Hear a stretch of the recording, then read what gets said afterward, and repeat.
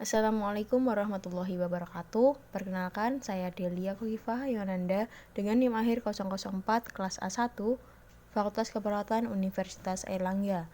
Nah, di sini saya akan membahas mengenai sistem kardiovaskuler.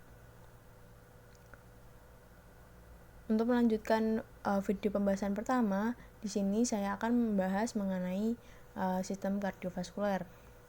Untuk yang pertama ada anatomi dari sistem kardiovaskuler.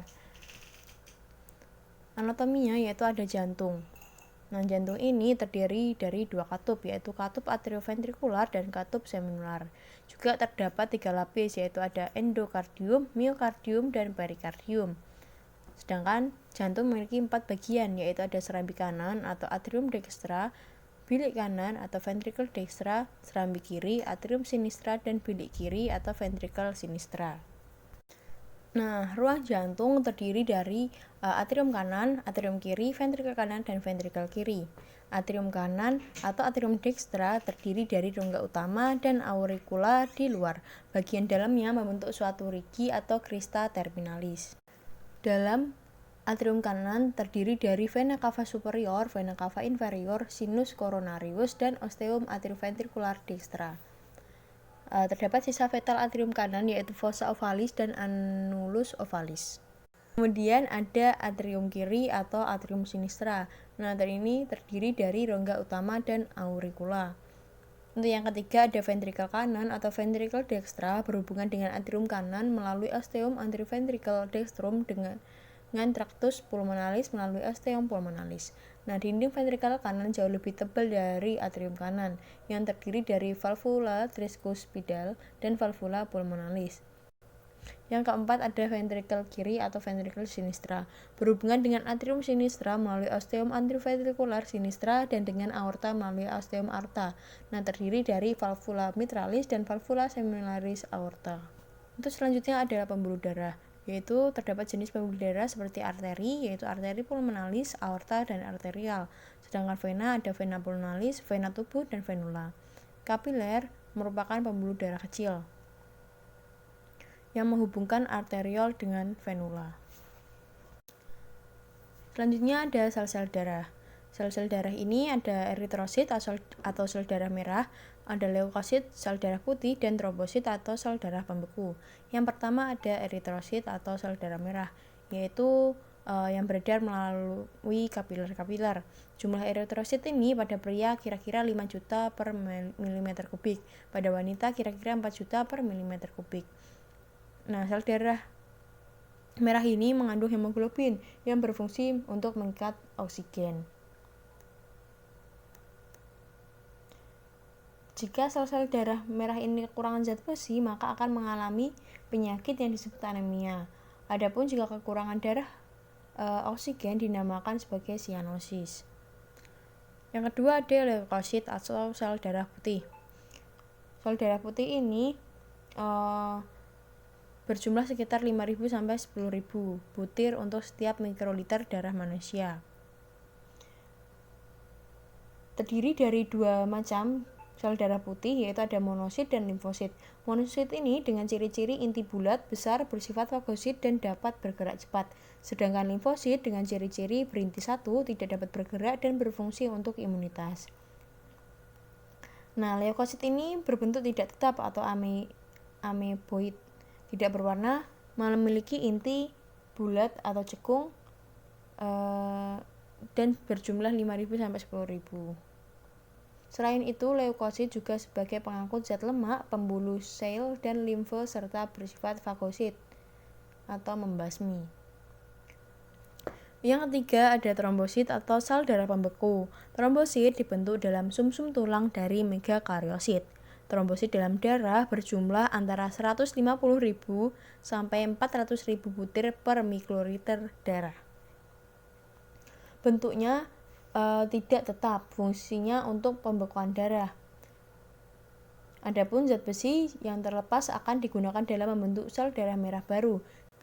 Nah, fisiologi jantung ini ada sistol dan diastol. Sistol merupakan otot jantung adalah kontraktor untuk mendorong darah keluar dari ruangan. Sedangkan diastol merupakan sel-sel otot jantung rileks. Sistem peredaran darah dalam arteri dan vena.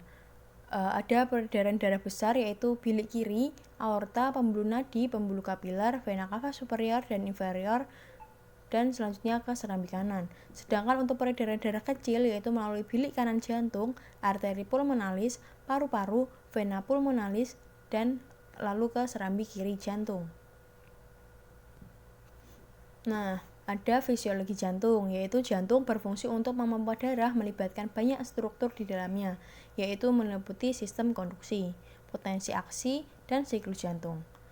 Yaitu ada konduksi jantung, yaitu sel otoritmik pada jantung, yaitu ada 5, diantaranya sinoatrial node, atrioventricular node, berkas His atau bundle His, left bundle branch atau LBB, and right bundle branch atau RBB. Yang terakhir ada serabut Purkinje. Selanjutnya ada potensial aksi, yaitu mampu menginisiasi potensial aksi yang berfungsi menghasilkan detak jantung atau pacemaker.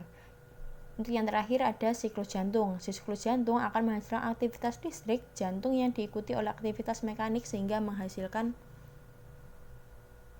energi. Untuk selanjutnya ada mekanisme jantung sebagai pompa. Pada tiap siklus jantung terjadi sistol dan diastol secara berurutan dan teratur dengan adanya katup jantung yang terbuka dan tertutup. Pada saat itu, jantung dapat bekerja sebagai salah satu pompa sehingga darah dapat beredar ke seluruh tubuh. Peredaran ini menyebabkan darah mengalir dari rongga yang tekanannya lebih tinggi ke tekanan yang lebih rendah. Yang pertama ada fungsi atrium sebagai pompa. Nah, dalam keadaan normal, darah mengalir terus dari vena besar ke dalam atrium. Kira-kira 70% aliran ini langsung mengalir ke atrium ke ventrikel walaupun atrium belum berkontraksi. Kontraksi atrium mengadakan pengisian tambahan 30% karena atrium berfungsi hanya sebagai pompa primer yang meningkatkan efektivitas ventrikel sebagai pompa. Kira-kira 30% tambahan efektivitas jantung terus dapat bekerja dengan sangat memuaskan dalam keadaan istirahat normal. Kemudian ada fungsi ventrikel sebagai pompa. Selama sistol ventrikel, sejumlah darah tertimbun dalam atrium karena katup atrium ke ventrikel tertutup. Tepat setelah sistolik berakhir, tekanan ventrikel turun kembali sampai ke tekanan diastolik yang rendah. Darah yang terus masuk ke dalam atrium dari vena-vena dan berjalan melalui atrium langsung ke ventrikel.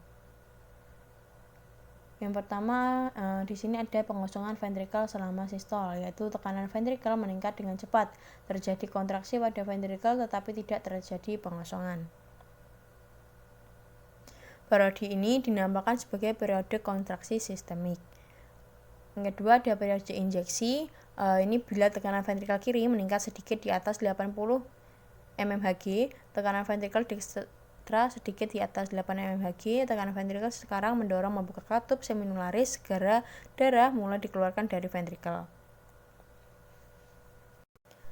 Selanjutnya ada diastol, yaitu selama seperempat terakhir diastol ventrikel hampir tidak ada aliran darah dari ventrikel masuk ke arteri besar walaupun otot ventrikel tetap berkontraksi. Kemudian ada relaksasi isometrik atau isovolemik. Pada akhir sistolik relaksasi ventrikel mulai dengan tiba-tiba mungkin tekanan dalam ventrikel turun dengan cepat.